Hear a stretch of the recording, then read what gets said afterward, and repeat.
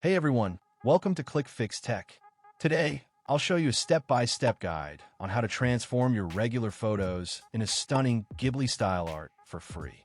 This trend is blowing up right now, and I'll make it super easy for you to do the same. So let's get started. First, open the Play Store if you're using an Android device or the App Store if you're on an iPhone. In the search bar, type Grok and download the app.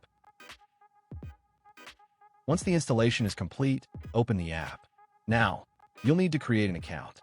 You can sign up using Google, an email address, or even X, whichever works best for you.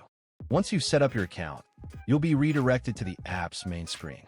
Now, let's turn your image into Ghibli-style art. First, tap the plus icon at the bottom of the screen, then select Photos and choose the image you want to transform.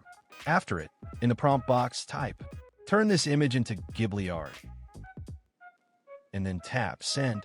It will now start processing your image, and in just a few seconds, you'll see the magic happen. Your ordinary photo will be transformed into beautiful Ghibli-style artwork. If you want to save your creation, just tap on the image, click the three dots in the top right corner, and select Save to download it to your device. Want to generate more images? Just repeat the process with different photos.